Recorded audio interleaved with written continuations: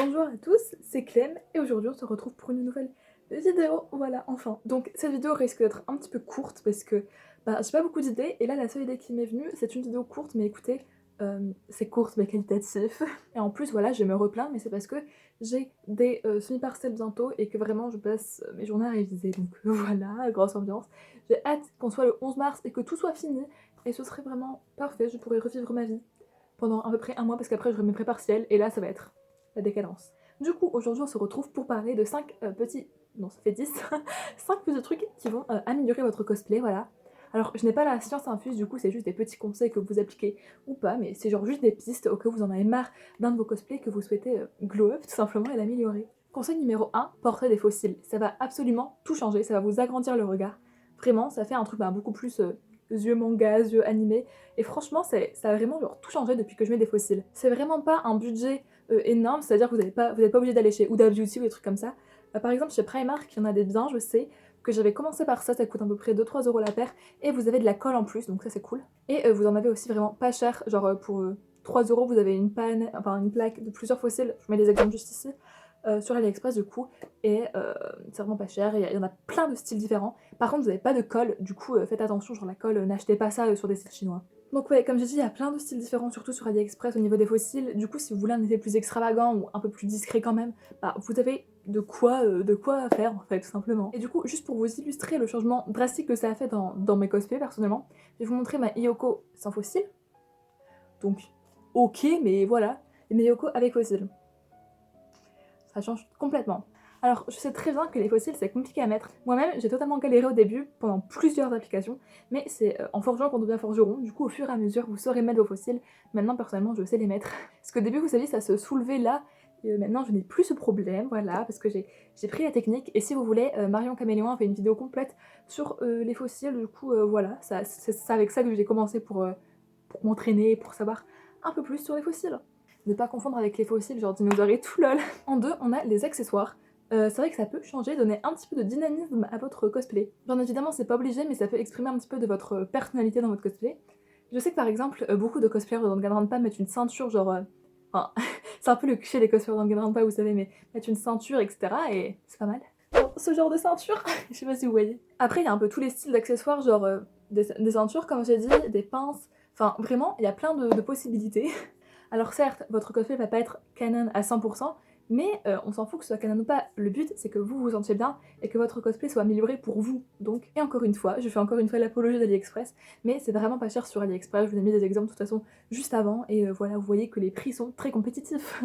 En 3, on a le travail de son RP. Donc son RP qui est le roleplay, qui fait partie du coup du cosplay, c'est le play, voilà. Alors pourquoi c'est important de travailler son roleplay pour améliorer son cosplay? Parce que déjà vous allez vous sentir beaucoup plus dans la peau du personnage et vous pourriez mieux l'interpréter, et du coup ça va tout simplement se ressentir dans vos TikTok, dans vos photos, etc. que vous êtes plus à l'aise ou que vous comprenez plus le personnage, et du coup vous ressemblerez plus au personnage, et du coup votre cosplay sera de fait amélioré. En plus, en petit bonus, si vous améliorez le roleplay du personnage, vous vous sentirez mieux dans le cosplay parce que vous saurez que vous êtes en accord avec le personnage, voilà. Après, bien évidemment, c'est pas grave de pas toujours être à 100% dans le roleplay. Moi-même, j'ai fait de la merde alors que j'ai des cosplays de personnages hyper Dark Sasuke, mais voilà. Si vous voulez faire par exemple des belles photos, des trucs comme ça, essayez d'interpréter votre personnage au mieux. Du coup, pour ça, rien de mieux que de peut-être regarder l'animé ou vous renseigner un peu plus sur le personnage pour mieux comprendre son état d'esprit et mieux le visualiser et pas juste dans les souvenirs. Voilà. En 4, on a changé son make-up. Oula.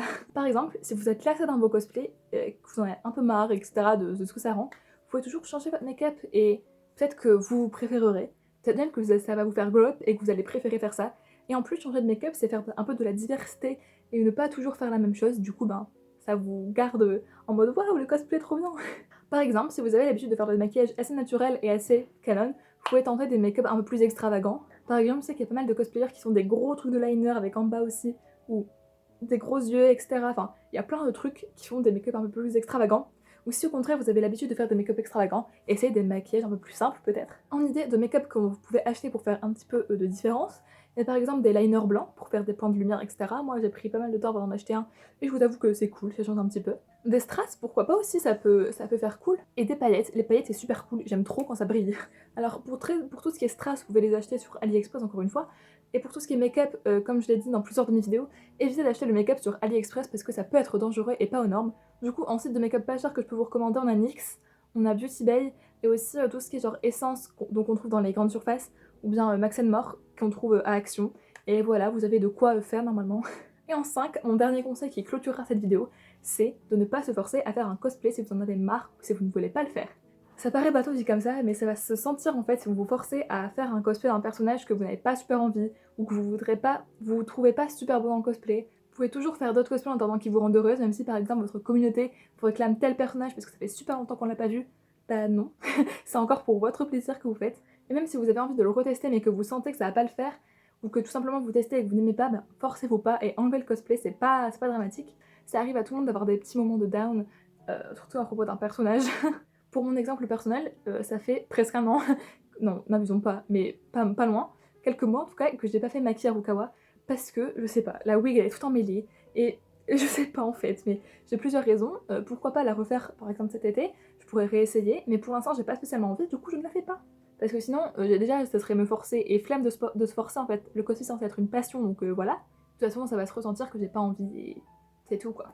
Voilà, n'hésitez pas à vous donner le temps de réapprécier le personnage peut-être, ou de réapprécier votre interprétation du personnage. Peut-être que pendant ce temps vous pouvez essayer de trouver des idées pour l'améliorer, genre comment vous pourriez changer le make-up, qu'est-ce que vous pourriez mettre comme accessoire, ou des trucs comme ça vous savez. Comment vous pourrez glow up votre petit cosplay tout simplement. Et si vous n'avez pas envie, enfin plus envie de cosplayer ce personnage, ben c'est pas grave. Il existe toujours des plateformes telles que Vinted pour vendre votre cosplay. Et c'est pas grave de vendre un cosplay parce que perso, au début, j'avais aussi ce truc en mode oh, je pourrais jamais vendre mes cosplays, mais maintenant, bon, j'ai pas spécialement envie d'en vendre pour l'instant, mais je sais que ça me dérangerait pas d'en vendre parce que tout simplement, c'est pour en racheter de nouveaux qui nous font plus plaisir. Donc voilà, faut pas se sentir coupable. D'ailleurs, dans mon cas personnel, j'aimerais bien quand même refaire Maki, mais je ne sais pas, je verrai bien. En tout cas, pour l'instant, je ne compte pas la vendre, je vous tiendrai au courant. Bref, c'est déjà la fin de cette vidéo. Je sais qu'elle a été courte, mais j'espère qu'elle vous aura été utile.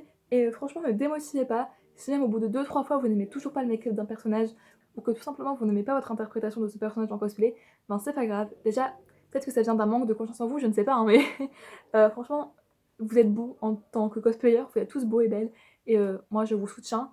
Et voilà. En tout cas, n'hésitez pas à mettre un pouce bleu pour voilà, parce que c'est fun, ça me soutient et je suis vraiment très contente. À vous abonner, que ce soit à ma chaîne YouTube, à mon Instagram ou à mon TikTok. Et voilà, moi, c'est déjà la fin.